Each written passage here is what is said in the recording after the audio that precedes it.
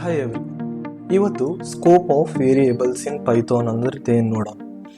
Okay, so ನಾವು already ನೋಡಿದ್ದೀವಿ. ನಾವು ಯಾವಾಗ ಕ್ಲಾಸ್ ಕ್ರಿಯೇಟ್ ಮಾಡ್ತೀವಿ ಒಳಗೆ ನಾವು ಕ್ಲಾಸ್ ವೇರಿಯೇಬಲ್ಸ್ನ ಬರಿತೀವಿ, ಅಥವಾ ನಾವು ಕನ್ಸ್ಟ್ರಕ್ಟರ್ಸ್ ಬರೆದಿದ್ರೆ ಅದ್ರ ಒಳಗೆ ಇನ್ಸ್ಟೆನ್ಸ್ ವೇರಿಯೇಬಲ್ ಬರಿತೀವಿ. ಸೊ ನಾವು ಅದು ವೇರಿಯೇಬಲ್ಸ್ನ ಇನ್ಸ್ಟೆನ್ಸ್ ಆಗಿರಲಿ ಕ್ಲಾಸ್ ವೇರಿಯೇಬಲ್ಸ್ನ ಔಟ್ಸೈಡ್ ದಿ ಕ್ಲಾಸ್ ಆಕ್ಸೆಸ್ ಮಾಡೋಕ್ಕೆ ಬರಲ್ಲ, ರೈಟ್? ಯಾಕೆ? ಆ ವೇರಿಯೇಬಲ್ ಬೇಸಿಕಲಿ ರಿಸ್ಟ್ರಿಕ್ಟ್ ಆಗಿರುತ್ತೆ, ಇನ್ಸೈಡ್ ದಿ ಕ್ಲಾಸೇ ಯೂಸ್ ಮಾಡಬೇಕು ಅಂತ ಹೇಳಿ. ಸೊ ಇದು ಏನು ರೆಸ್ಟ್ರಿಕ್ಷನ್ಸ್ ಇದೆ, ಆ ರೆಸ್ಟ್ರಿಕ್ಷನ್ಸ್ ಯಾವ್ಯಾವ ವೇರಿಯೇಬಲ್ಸಿಗೆ ಎಲ್ಲೆಲ್ಲಿ ಅಪ್ಲೈ ಆಗುತ್ತೆ ಇವತ್ತಿನ ಪಾಠದಲ್ಲಿ ಕಲಿಯೋಣ. Okay, so in Python let's see the definition first. In Python the scope of variables refers to the region within a program where that variable is accessible and can be referenced. Okay, so ಎಲ್ಲಿ access ಆಗುತ್ತೆ ಮತ್ತೆ ಹೇಗೆ referred ಆಗುತ್ತೆ one by one ಅಂತ ನೋಡ್ಕೊಂಡು ಹೋಗೋಣ. If we talk about the scope of variables, ನಮ್ಮ ಹತ್ರ basically 3 types ಇದೆ. One is global variable, another one is instance variable, and ಮೂರನೇದು ಬಂದ್ಬಿಟ್ಟು local variable ಅಂತ. Global variable ಅಂದ್ರೆ ಏನು?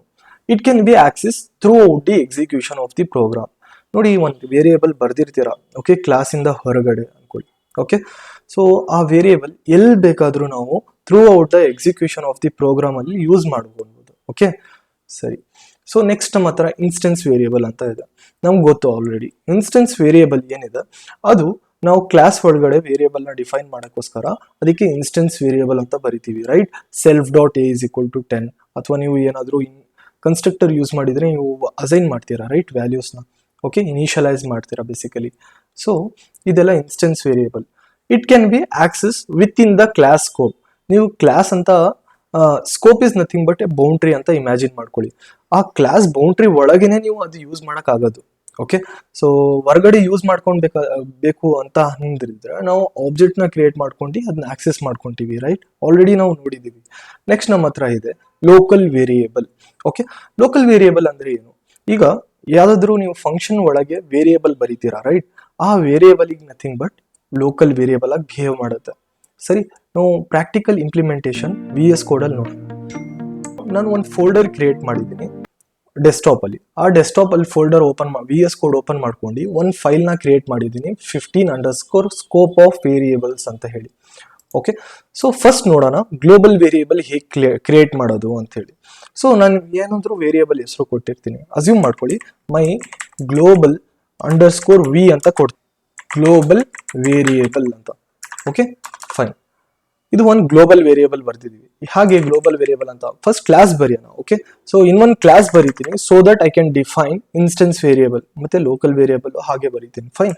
ಸೊ ಕ್ಲಾಸ್ ಅಂತ ಹೇಳ್ಬಿಟ್ಟು ಮೈ ಕ್ಲಾಸ್ ಅಂತ ತಗೊಂತೀನಿ. ಓಕೆ, ಏನ್ ಬೇಕಾದ್ರೂ ಕೊಡ್ಬೋದು class, but one thing note ಮಾಡಬೇಕು, ನೇಮಿಂಗ್ ನೋಟೇಷನ್ನ ಪ್ರಾಪರ್ ಆಗಿ ಬರೀಬೇಕು. ನೇಮಿಂಗ್ ನೋಟೇಷನ್ ಯಾವುದು ಕ್ಲಾಸಿಗೆ ನಾವು ಯಾವಾಗಲೂ ಸ್ಟಾರ್ಟಿಂಗ್ ಲೆಟರ್ನ ಕ್ಯಾಪಿಟಲ್ ಅಲ್ಲಿ ಬರೀಬೇಕು. ಫೈನ್. ಸೊ ನಾನು ಕ್ಲಾಸ್ ಬರೀತೀನಿ, ಅದ್ರ ಒಳಗೆ my class _v my class variable ಬರೀತೀನಿ. So this is my class variable. Okay, ಇದು basically class variable. Fine. So next ನಾವು ಇನ್ಸ್ಟೆನ್ಸ್ ವೇರಿಯೇಬಲ್ ಅನ್ನೋದು ಏನು ಅಂತ ನಮ್ಗೆ ಆಲ್ರೆಡಿ ಕನ್ಸ್ಟ್ರಕ್ಟರ್ನ ಓದಿದ್ದೀವಿ, ರೈಟ್? ಕಂಪ್ಲೀಟ್ ಆಗಿ ಆ ಕನ್ಸ್ಟ್ರಕ್ಟರ್ ಹೇಗೆ ಬರೆಯೋದು ನಮ್ಗೆ ಆಲ್ರೆಡಿ ಗೊತ್ತು. ಡೆಫ್ __ init ಅಂತ ಹೇಳ್ಬಿಟ್ಟು ಸೆಲ್ಫ್ ಡಿಫಾಲ್ಟ್ ಆರ್ಗ್ಯುಮೆಂಟ್ ನ ಪಾಸ್ ಮಾಡ್ತೀವಿ, ರೈಟ್? ಇಲ್ಲಿ ನಾನು ಒಂದು ಇನ್ಸ್ಟೆನ್ಸ್ ವೇರಿಯೇಬಲ್ ಕ್ರಿಯೇಟ್ ಮಾಡ್ತೀನಿ, ಸೆಲ್ಫ್ ಮೈ ಇನ್ಸ್ಟೆನ್ಸ್ _v ಅಂತ ಬರೀತೀನಿ. ಓಕೆ, ನಾನು ಬರೀತೀನಿ this is my instance variable. Okay, fine. So instance variable ಆಯಿತು. ಈಗ ಲೆಟ್ಸ್ ಸಿ ಒಂದು ಫಂಕ್ಷನ್ ಕ್ರಿಯೇಟ್ ಬರೀತೀನಿ. ಓಕೆ, ಯಾವುದಾದ್ರೂ ಹೆಸರಿಂದ ಫಾರ್ ಅಸ್ಯೂಮ್ ಮಾಡ್ಕೊಳ್ಳಿ ಮೈ func ಅಂತ ಬರೀತೀನಿ function. Okay, self is the mandatory thing you need to provide, right? ನಾವು ಕ್ಲಾಸ್ ಒಳಗೆ ಫಂಕ್ಷನ್ಸ್ ಬರ್ತಿದ್ರೆ ಅದು ಕೊಡಲೇಬೇಕಾಗುತ್ತೆ. ಸೆಲ್ಫ್ ಅಂದ್ರೆ ಏನು? Again self is an argument that call it self. ಇದು ಕರೆಂಟ್ ಲೊಕೇಶನ್ ನ ಪಾಯಿಂಟ್ ಮಾಡ್ತದೆ. Okay, fine. So let's see, ಈಗ ನಾನು ಒಂದು ಲೋಕಲ್ ವೇರಿಯೇಬಲ್ ಬರಿಬೇಕು, ರೈಟ್? ಸೊ ಅಸ್ಯೂಮ್ ಮಾಡ್ಕೊಳ್ಳಿ ಮೈ ಲೋಕಲ್ _v ಅಂತ ಹೇಳ್ಬಿಟ್ಟು this is my local variable ಅಂತ ಬರೀತೀನಿ. Okay, fine. ಈಗ ನಾನು ಡೈರೆಕ್ಟ್ ಆಗಿ ಈಗ ಫಾರ್ ಎಕ್ಸಾಂಪಲ್ ನಾನು ಎಲ್ಲಾದ್ರೂ ಈಗ ಅಸ್ಯೂಮ್ ಮಾಡ್ಕೊಳ್ಳಿ ನನ್ನ ಹತ್ರ ಸುಮಾರು ಲೈನ್ ಆಫ್ ಕೋಡ್ ಇದೆ, LOC ಅಂತೀವಿ, line of code. Okay, so ನಾನು ಎಲ್ಲಾದ್ರೂ ಹೊರಗೆ ಬಂದ್ಬಿಟ್ಟು ನಾನು ಆ ಗ್ಲೋಬಲ್ ವೇರಿಯೇಬಲ್ ಏನು ಬರ್ದಿದ್ದೀನಿ ನಾನು ಗ್ಲೋಬಲ್ _v ಅಂತ ಹೇಳಿ ಪ್ರಿಂಟ್ ಮಾಡ್ಬೋದಾ ಅಂತ ಚೆಕ್ ಮಾಡೋಣ. ಓಕೆ, ಮೈ ಗ್ಲೋಬಲ್ ಅಂಡರ್ಸ್ಕೋರ್ ವಿ ಅಂತ ಏನಂತ ಬರ್ದಿದ್ವಿ ಆ ವೇರಿಯೇಬಲ್ ಅಲ್ಲಿ ನಾವು ದಿಸ್ ಈಸ್ ಗ್ಲೋಬಲ್ ವೇರಿಯೇಬಲ್ ಅಂತ ಬರ್ದಿದ್ವಿ. ಲೆಟ್ಸ್ ಸಿ ನಾವು ಪ್ರಿಂಟ್ ಮಾಡಕ್ ಆಗತ್ತಾ ಅಂತ. ಪೈಥಾನ್ 15 ಅಂತ ಹೇಳ್ಬಿಟ್ಟು ಟ್ಯಾಬ್ ಪ್ರೆಸ್ ಮಾಡ್ತೀನಿ. ಫೈನ್, ಎಂಟರ್ ಮಾಡಿದ ತಕ್ಷಣನೇ ದಿಸ್ ಈಸ್ ಗ್ಲೋಬಲ್ ವೇರಿಯೇಬಲ್ ಅಂತ ನಾವು ಆಕ್ಸೆಸ್ ಮಾಡ್ತಿದೀವಿ. ನೋಡಿ ಆ ಗ್ಲೋಬಲ್ ವೇರಿಯೇಬಲ್ ಏನ್ ಬರ್ದಿದೀವಿ ಅದನ್ನ ನಾವು ಪ್ರಿಂಟ್ ಮಾಡ್ತಿದೀವಿ. We can access throughout the execution of the program. Let's see. Okay, assume ಮಾಡ್ಕೊಳ್ಳಿ ನಾನು ಏನಿದ್ ಕ್ಲಾಸ್ ವೇರಿಯೇಬಲ್ ಬರ್ದಿದ್ದೀನಿ. ಓಕೆ, ಸೊ ಫಸ್ಟ್ ನಾನು ಹೇಳ್ಬಿಡ್ತೀನಿ. ಫೈನ್, ನೀವು ಕ್ಲಾಸ್ ಹೊರಗಡೆ ಎಲ್ಲಾದ್ರೂ ಬರ್ದಿರ್ತೀರಾ ತಾನೆ ವೇರಿಯೇಬಲ್, ಅದು as A global variable act ಮಾಡುತ್ತೆ. ಓಕೆ, ಗ್ಲೋಬಲ್ ವೇರಿಯೇಬಲ್ ತರ ಆಕ್ಟ್ ಮಾಡುತ್ತೆ. ಫೈನ್, ಆಟೋಮೆಟಿಕ್ ಡಿಫಾಲ್ಟ್ಲಿ ಗ್ಲೋಬಲ್ ವೇರಿಯೇಬಲ್ ತರ ಆಕ್ಟ್ ಮಾಡುತ್ತೆ. ಸೊ ಕ್ಲಾಸ್ ಒಳಗೆ ಡೈರೆಕ್ಟ್ ಆಗಿ ಕ್ಲಾಸ್ ಒಳಗೆ ನೀವು ಒಂದು ವೇರಿಯೇಬಲ್ ಬರ್ತಿದ್ದೀರಾ, ಅದು ನಥಿಂಗ್ ಬಟ್ ನಂದು ಕ್ಲಾಸ್ ವೇರಿಯೇಬಲ್ ಅದು. Okay, class variable. Okay, assume ಮಾಡಿ ಇಲ್ಲಿ ನಾವು ಆಲ್ರೆಡಿ ವೇರಿಯೇಬಲ್ ಬರ್ದಿದ್ದೀವಿ ಎಲ್ಲಿ ಕನ್ಸ್ಟ್ರಕ್ಟರ್ ಒಳಗೆ. ಸೊ ಈ ಏನ್ ಕನ್ಸ್ಟ್ರಕ್ಟರ್ ಸೆಲ್ಫ್ ಡಾಟ್ ಅಂತ ಬರ್ದಿದ್ದೀರಾ ಇದಕ್ಕೆಲ್ಲ ಇನ್ಸ್ಟೆನ್ಸ್ ವೇರಿಯೇಬಲ್ ಅಂತೀವಿ. ಓಕೆ, ಇನ್ಸ್ಟೆನ್ಸ್ ವೇರಿಯೇಬಲ್ ಅಂತೀವಿ. ಫೈನ್, ಇನ್ಸ್ಟೆನ್ಸ್ ವೇರಿಯೇಬಲ್ ಅಂತ ಬರ್ತೀವಿ. ಫೈನ್, ಸೊ ಲೆಟ್ಸ್ ಸಿ ಇನ್ನೊಂದು ವೇರಿಯೇಬಲ್ ಬರ್ದಿದ್ದೀವಿ ಎಲ್ಲಿ ಫಂಕ್ಷನ್ ಒಳಗಡೆ. ಏನ್ ಫಂಕ್ಷನಲ್ ವೇರಿಯೇಬಲ್ ನೀವು ಬರ್ದಿರ್ತೀರಾ ಅದಕ್ಕೆ ನಾವು ಬೇಸಿಕಲಿ ಲೋಕಲ್ ವೇರಿಯೇಬಲ್ ಅಂತ ಕರಿತೀವಿ. ಲೋಕಲ್ ವೇರಿಯೇಬಲ್ ಅಂತ ಕರಿತೀವಿ. Fine, okay. ಸೊ ಈಗ ನಾನು ಹೇಳೋದು ಏನಂದ್ರೆ ನಾನು ನಾನು ಕ್ಲಾಸ್ ವೇರಿಯೇಬಲ್ ಬರ್ದಿದ್ದೀನಿ ಔಟ್ಸೈಡ್ ದ ಕ್ಲಾಸ್ ಆಕ್ಸೆಸ್ ಮಾಡೋಕ್ಕಾಗತ್ತಾ ಚೆಕ್ ಮಾಡೋಣ. ಸೊ ಇಲ್ಲಿ ಬಂದ್ಬಿಟ್ಟು ನಾನು ಪ್ರಿಂಟ್ ಮಾಡ್ತೀನಿ. Okay, my class underscore V ಅಂತ. ಓಕೆ, ಸೇವ್ ಮಾಡ್ತೀನಿ. ಸೇವ್ ಮಾಡಿಬಿಟ್ಟು let's try to print it. Run ಮಾಡ್ತೀನಿ. ನೋಡಿ ಏನಂತ ಬರ್ತಿದೆ, my class variable is not defined. Okay, so define ಮಾಡಿಲ್ಲ ಅಂತ ಬರ್ತಿದೆ ಆ ವೇರಿಯೇಬಲ್. ಯಾಕೆ ನೋಡಿ, ಆ ವೇರಿಯೇಬಲ್ ಏನಿದೆ ಕ್ಲಾಸ್ ವೇರಿಯೇಬಲ್ ಆಗಿರಲಿ ಇನ್ಸ್ಟೆನ್ಸ್ ವೇರಿಯೇಬಲ್ ಆಗಿರಲಿ, I can access only with in the class. ಈ ಕ್ಲಾಸ್ ಬೌಂಡ್ರಿ ಒಳಗೇನೆ ನಾನು ಆಕ್ಸೆಸ್ ಮಾಡೋಕ್ಕಾಗತ್ತದೆ. ಓಕೆ, ಈಗ ಹೊರಗಡೆ ಆಕ್ಸೆಸ್ ಮಾಡ್ಬೇಕಂದ್ರೆ ನಮ್ಗೆ ಆಲ್ರೆಡಿ ಗೊತ್ತು ಆಬ್ಜೆಕ್ಟ್ ನ ಕ್ರಿಯೇಟ್ ಮಾಡ್ಬೇಕಾಗತ್ತೆ. ಓಕೆ, ನಾನೇನ್ ಮಾಡ್ತೀನಿ ಅದ್ರ ಮುಂಚೆ ಪ್ರಿಂಟ್ ಮಾಡೋದ್ ಮುಂಚೆ OBJ ಅಂತ ಹೇಳ್ಬಿಟ್ಟು ಒಂದು ಆಬ್ಜೆಕ್ಟ್ ಕ್ರಿಯೇಟ್ ಮಾಡ್ತೀನಿ ಮೈ ಕ್ಲಾಸ್ದು.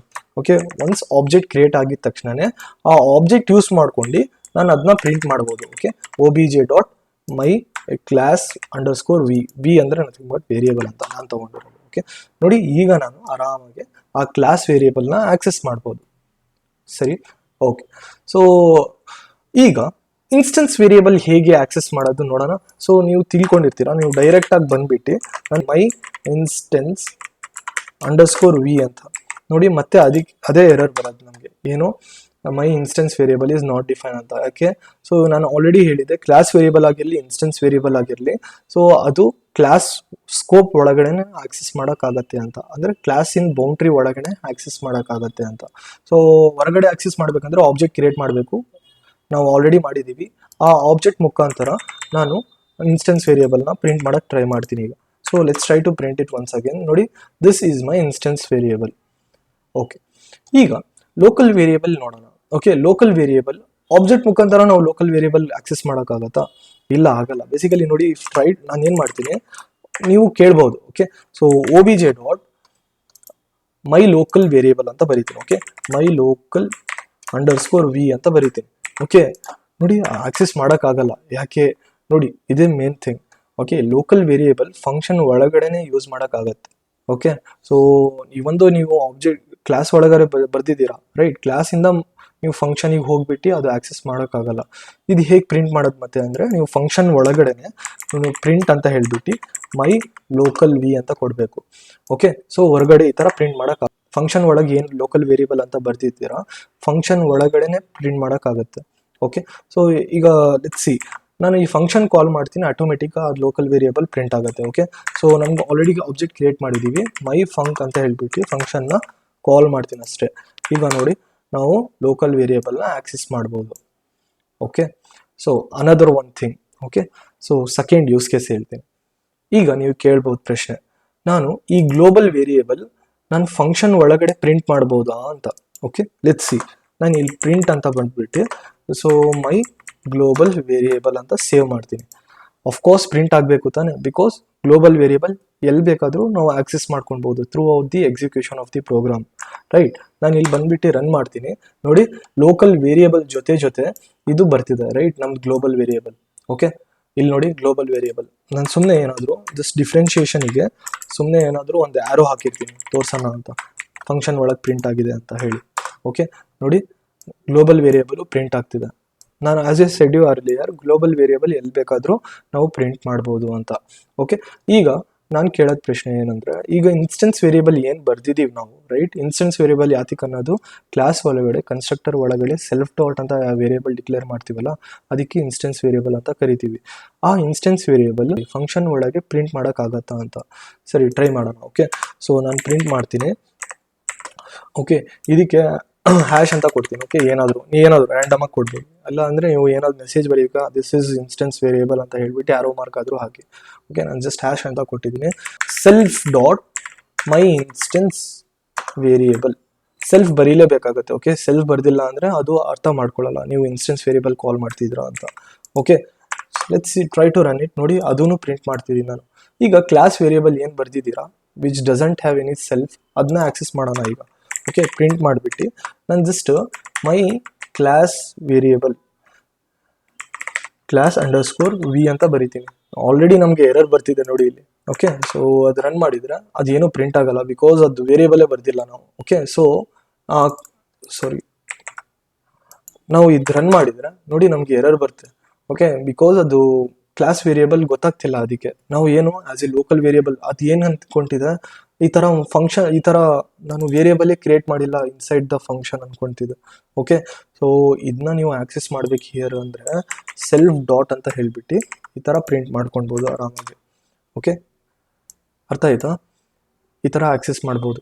So may be I hope ಅರ್ಥ ಆಗಿದೆ ಅಂದ್ಕೊತೀನಿ. ಓಕೆ, ಸೊ ಮತ್ತೊಂದು ಸತಿ ನಾನು ನಿಮಗೆ ಹೇಳ್ಬಿಡ್ತೀನಿ ನೋಡಿ. ಏನು ಗ್ಲೋಬಲ್ ವೇರಿಯೇಬಲ್ ಬರ್ದಿದ್ದೀರಾ ಕ್ಲಾಸ್ ಹೊರಗಡೆ, ಅದಕ್ಕೆ ನಾವು ಗ್ಲೋಬಲ್ ವೇರಿಯೇಬಲ್ ಅಂತ ಕರಿತೀವಿ. ಓಕೆ, ನೋಡಿ ಇಲ್ಲಿ ಎಲ್ಲಿ ಬೇಕಾದರೂ ಆಕ್ಸೆಸ್ ಮಾಡ್ಬೋದು. ಇದು ಮೈ ಗ್ಲೋಬಲ್ ಅಂಡರ್ಸ್ಕೋರ್ ವಿ ಅನ್ನೋದು ಕ್ಲಾಸ್ ವೇರಿಯೇಬಲ್ ಅಂದರೆ ಏನು, ಈ ಕ್ಲಾಸ್ ಒಳಗಡೆ ವೇರಿಯೇಬಲ್ನ ಡಿಫೈನ್ ಮಾಡಿದರೆ ಅದಕ್ಕೆ ಕ್ಲಾಸ್ ವೇರಿಯೇಬಲ್ ಅಂತೀವಿ. ಇದು ಬರೀ ಕ್ಲಾಸ್ ಒಳಗಡೆ ಆಕ್ಸೆಸ್ ಆಗುತ್ತೆ. ಓಕೆ, ಸಿಮಿಲರ್ಲಿ ನಿಮ್ದು ಇನ್ಸ್ಟೆನ್ಸ್ ವೇರಿಯೇಬಲ್ ಹಾಗೆ. ಓಕೆ, ಬರೀ ಕ್ಲಾಸ್ ಒಳಗಡೆ ಆಕ್ಸೆಸ್ ಆಗುತ್ತೆ. ಓಕೆ, ಲೋಕಲ್ ವೇರಿಯೇಬಲ್ ಮಾತಾಡಿದರೆ the variable which is created inside the function. ನಾವು ಫಂಕ್ಷನ್ ಒಳಗಡೆ ಏನಾದರೂ ಲೋಕಲ್ ವೇರಿಯೇಬಲ್ ಕ್ರಿಯೇಟ್ ಮಾಡಿದ್ರೆ ಅದು ಫಂಕ್ಷನ್ ಒಳಗಡೆನೆ ಆಕ್ಸೆಸ್ ಮಾಡಬೇಕಾಗತ್ತೆ. ಓಕೆ, ಅಲ್ಲೇ ಪ್ರಿಂಟ್ ಮಾಡಬೇಕಾಗತ್ತೆ. ಓಕೆ, ಕ್ಲಾಸ್ ವೇರಿಯೇಬಲ್ ಹೊರಗಡೆ ಮಾಡ್ಬೋದು, ಆಬ್ಜೆಕ್ಟ್ ಕ್ರಿಯೇಟ್ ಮಾಡಿಬಿಟ್ಟು ಇಲ್ಲಿ ಎರಡು ಪ್ರಿಂಟ್ ಮಾಡಿದ್ದೀವಿ ನೋಡಿ, ಈ ಥರ ಮಾಡ್ಬೋದು. ಓಕೆ, ಬಟ್ ಅದೇ ನಾವು ಲೋಕಲ್ ವೇರಿಯೇಬಲ್ನ ಪ್ರಿಂಟ್ ಮಾಡೋಕ್ಕಾಗಲ್ಲ. Okay, so let's take an another one example. Fine, ತುಂಬ ಸತಿ ಇಂಟರ್ವ್ಯೂ ಅಲ್ಲಿ ಕೇಳಿದ್ದಾರೆ. ಓಕೆ, ಟಾಪ್ ನಾಚ್ MNC ಅಲ್ಲಿ ಟೆಕ್ನಿಕಲ್ ರೌಂಡ್ಸ್ ಅಲ್ಲಿ ಕೇಳಿದ್ದಾರೆ. ಏನು ಪ್ರಶ್ನೆ, ನಾನು n=10 ಅಂತ ತಗೊಂತೀನಿ. ಓಕೆ, ನಾನು ಒಂದು ಫಂಕ್ಷನ್ ಬರೀತೀನಿ. ಓಕೆ, ಫಂಕ್ಷನ್ ಮೈ FUNC ಅಂತ ಹೇಳಿ ಒಂದು ಫಂಕ್ಷನ್ ಬರೀತೀನಿ. ಫೈನ್, ಈ ಫಂಕ್ಷನ್ ಇಲ್ಲಿ ನಾನು ಸೆಲ್ಫ್ ಬರೀತಿಲ್ಲ, ಯಾಕಂದ್ರೆ ನಾನು ಕ್ಲಾಸ್ ಒಳಗೆ ಫಂಕ್ಷನ್ ಬರೀತಿಲ್ಲ, ಅದಕ್ಕೋಸ್ಕರ ಉಪಯೋಗ ಇಲ್ಲ ಸೆಲ್ಫ್ ಬರೆಯೋದು. ನೀವು ಫಂಕ್ಷನ್ ಕ್ಲಾಸ್ ಒಳಗೆ ಬರೆದ್ರೆ ಸೆಲ್ಫ್ ಆಗೋದು ಮ್ಯಾಂಡೇಟರಿ. ಓಕೆ, ಸೊ ನಾನು ಏನು ಮಾಡ್ತೀನಿ ಈಗ n=100 ಅಂತ ಹಾಕ್ಬಿಡ್ತಿದ್ದೀನಿ. ಏನು ಮಾಡ್ತಿದ್ದೀನಿ, 10 ನಾನು ಅಪ್ಡೇಟ್ ಮಾಡ್ತಿದ್ದೀನಿ. ರೈಟ್, 10 ಮೊದಲೇ 10 ಇತ್ತು, ನಾನು ಏನು ಮಾಡ್ಬಿಡ್ತೀನಿ, ಚೇಂಜ್ ಮಾಡಿಬಿಡ್ತಿದ್ದೀನಿ, 1000 ಅಂತ ಹಾಕ್ಬಿಡ್ತಿದ್ದೀನಿ. ಓಕೆ, ಸೊ ಈಗ 1000 ಅಂತ ಹಾಕಿದ್ದೀರಾ, ಸರಿ. ಓಕೆ, ಸೊ ಈಗ ನಾನು ಪ್ರಿಂಟ್ ಮಾಡಿದರೆ ಹೊರಗಡೆ ಬಂದ್ಬಿಟ್ಟು n, ಸೊ ಏನು ಪ್ರಿಂಟ್ ಆಗತ್ತೆ ಹೇಳಿ, ಇಲ್ಲಿ 10 ಅಂತ ಪ್ರಿಂಟ್ ಆಗ್ತಿದೆ. ಬಟ್ ಈ ಮಾಡಿಫೈ ಮಾಡಿದ್ದು ಪ್ರಿಂಟೇ ಆಗ್ತಿಲ್ಲ. ನೀವು ಕೇಳ್ಬೋದು ನನಗೆ, ಫಸ್ಟ್ ಆ ಫಂಕ್ಷನ್ನ ಕಾಲ್ ಮಾಡ್ಕೊಳ್ಳಿ, ಆಮೇಲೆ ಟ್ರೈ ಟು ಪ್ರಿಂಟ್ ಮಾಡಿ ಆಗತ್ತೆ ನೋಡಿ ಅಂತ ಹೇಳಿ. ಓಕೆ, ನೋಡಿ ಮೈ ಫಂಕ್ ಅಂತ ಹೇಳ್ಬಿಟ್ಟು ಫಂಕ್ಷನ್ನ ಕಾಲ್ ಮಾಡ್ತೀನಿ, ಸರಿನಾ? ಕಾಲ್ ಮಾಡಿದ ತಕ್ಷಣನೇ ಅದು n ಅಂತ ಏನು 10 ಇದೆ ಎಷ್ಟಾಗತ್ತೆ, 1000 ಅಂತ ಆಗುತ್ತೆ. ರೈಟ್, ಸೊ n ಅಂತ ಹೇಳ್ಬಿಟ್ಟು ರನ್ ಮಾಡ್ತೀನಿ, ಹಾಗಾದ್ರೂ 10 ಬರ್ತಿದೆ. ಯಾಕೆ, ಇದು ಏನು ಒಳಗೆ ಬರ್ತಿದ್ದೀರಲ್ಲ ಅದು ಲೋಕಲ್ ವೇರಿಯೇಬಲ್ ಆಗಿ ಬಿಹೇವ್ ಮಾಡ್ತಿದೆ. ಏನು ಲೋಕಲ್ ವೇರಿಯೇಬಲ್ ಅಂತ ಹೊಸ ವೇರಿಯೇಬಲ್ ಬರ್ತಿದ್ದೀರ n ಅಂತ ತಿಳ್ಕೊಂತಿದೆ. ಇದರಿಂದ ಅಡ್ರೆಸ್ಸು ಎನ್ನಿಂದ ಅಡ್ರೆಸ್ಸು, ಇದರಿಂದ ಎನ್ನಿನ ಅಡ್ರೆಸ್ಸು, ಮೆಮೊರಿ ಅಡ್ರೆಸ್ ಸೊ ಆ ಬೇರೆ ಬೇರೆ ಲೊಕೇಶನಲ್ಲಿ ಸ್ಟೋರ್ ಆಗಿರುತ್ತೆ. ಓಕೆ, ನೀವು ಹೊಸದಾಗಿ ಏನು ಕ್ರಿಯೇಟ್ ಮಾಡ್ತಿದ್ದೀರಾ ಅನ್ಕೊಳ್ತಿದ್ದೆ.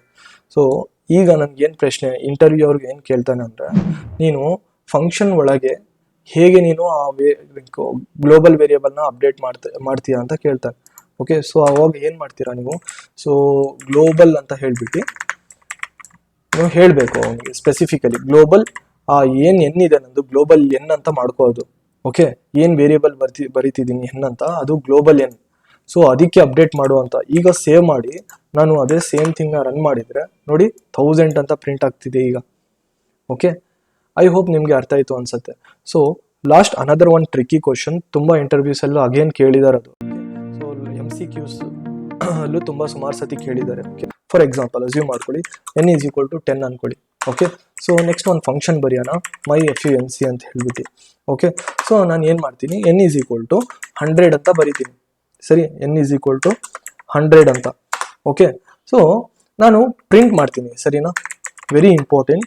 ಓಕೆ, ಕರೆಕ್ಟಾಗಿ ಕೇಳ್ಕೊಳ್ಳಿ. ಓಕೆ, ನಾನು ಪ್ರಿಂಟ್ ಮಾಡ್ತೀನಿ. ನನಗೆ ಗೊತ್ತು ಇದು this is nothing but my local variable ಅಂತ. ನಾನು ಕಮೆಂಟ್ ಬರೀತಾರದು. ಓಕೆ, ಎಕ್ಸಿಕ್ಯೂಟ್ ಆಗಲ್ಲ ಕಮೆಂಟ್. ಓಕೆ, ಈಗ ನಾನು ಮೈ ಫಂಕ್ಷನ್ ಅಂತ ಏನಾದರೂ ಕಾಲ್ ಮಾಡಿದರೆ ಏನು ಪ್ರಿಂಟ್ ಆಗುತ್ತೆ ನನಗೆ? ಅಫ್ಕೋರ್ಸ್ ಇದು ಮೈ ಫಂಕ್ಷನ್ ಕಾಲ್ ಆಗಿದೆ. ಎನ್ನಲ್ಲಿ 100 ಏನಿದೆ 100 ಪ್ರಿಂಟ್ ಆಗುತ್ತೆ, ರೈಟ್? ಈಗ ನೋಡಿ, ನಾನು ರನ್ ಮಾಡಿದರೆ 100 ಅಂತ ಪ್ರಿಂಟ್ ಆಗ್ತಿದೆ. ಓಕೆ, ಸರಿ. ನನಗೆ instead of local variable print ಆದೋದ್ ಬದಲಿ ನನಗೆ ಏನು ಗ್ಲೋಬಲ್ ವೇರಿಯೇಬಲ್ ಹೊರಗಡೆ ಬರ್ದಿದ್ದೀನಲ್ಲ, ಗ್ಲೋಬಲ್ ವೇರಿಯೇಬಲ್, ಅದನ್ನ ಪ್ರಿಂಟ್ ಮಾಡಬೇಕು. ಹೇಗೆ ಮಾಡ್ತೀರಾ? ಜಸ್ಟ್ ಏನಿಲ್ಲ. ಸೊ ನೀವು ಇಲ್ಲಿ ಈ ಥರ ಬರೆದ್ರೆ ಅಫ್ಕೋರ್ಸ್ ಅದು 100 ಅಂತಾನೆ ಪ್ರಿಂಟ್ ಆಗೋದು, 10 ಅಂತ ಪ್ರಿಂಟ್ ಆಗಬೇಕು ಗ್ಲೋಬಲ್ ವೇರಿಯೇಬಲ್. ಸೊ ಏನು ಮಾಡೋಣ, ಸೊ ಪ್ರಿಂಟ್ ಅಂತ ಹೇಳ್ಬಿಟ್ಟು ಗ್ಲೋಬಲ್ಸ್ ಅಂತ ಒಂದಿದೆ ಮೆಥಡ್. ಗ್ಲೋಬಲ್ಸ್ ಮೆಥಡಿಂದ ನಾನು ಈ ಥರ ಬರಿಬೇಕಾಗುತ್ತೆ. ವೇರಿಯೇಬಲ್ ಹೆಸರು ಇದೆಲ್ಲ ವೇರಿಯೇಬಲ್ ಹೆಸರು, ನೀವು ಏನಾದರೂ ಕೊಡಿ ವೇರಿಯೇಬಲ್ ನೇಮು, ಆ ಸೇಮ್ ವೇರಿಯೇಬಲ್ ನೇಮ್ ಇಲ್ಲೂ ಪಾಸ್ ಮಾಡಿದರೆ ಈಗ ಪ್ರಿಂಟ್ ಆಗೋದು ಅಂಥದ್ದು. ಇನ್ಸ್ಟೆಡ್ ಆಫ್ ನಾನು ನಾರ್ಮಲ್ ಲೋಕಲ್ ವೇರಿಯೇಬಲ್ ಕಾಲ್ ಮಾಡೋ ಬದಲಿ ನಾನು ಗ್ಲೋಬಲ್ ವೇರಿಯೇಬಲ್ನ ಪ್ರಿಂಟ್ ಮಾಡ್ತಿದ್ದೀನಿ. ಓಕೆ, ಸುಮಾರು ಸತಿ ಇಂಟರ್ವ್ಯೂಸಲ್ಲಿ ಕೇಳಿದ್ದಾರೆ. ಫೈನ್, ನೋಡಿ 10 ಅಂತ ಈಗ ಪ್ರಿಂಟ್ ಮಾಡ್ತಿದ್ದೀನಿ ಫಂಕ್ಷನ್ ಒಳಗಡೆ. ಓಕೆ, ಐ ಹೋಪ್ ನಿಮಗೆ ಗೊತ್ತಾಗಿದೆ ಅನ್ಸುತ್ತೆ. ಸೊ ಗೊತ್ತಾಗಿಲ್ಲ ಅಂದರೆ ಒಂದ್ಸತಿ ನಾನು ಡಿಸ್ಕ್ರಿಪ್ಷನಲ್ಲಿ ನಾನು ಕೋಡ್ನ ಹಾಕಿದ್ದೀನಿ, ಹೋಗಿ ನೋಡ್ಬೋದು. ಓಕೆ, ಎನಿ ಡೌಟ್ಸ್ ಇದ್ದರೆ you can comment, I will get back to you. Fine. So ಇವತ್ತಿಗೆ ಇಷ್ಟೇ. ನೆಕ್ಸ್ಟ್ ನಾವು ಅಬ್ಸ್ಟ್ರಾಕ್ಷನ್ ಅನ್ನೋದು ಏನು ಊಪ್ಸಲ್ಲಿ 1 by 1 ಅಂತ ಕಲ್ಕೊಂಡು ಹೋಗೋಣ. Thank you.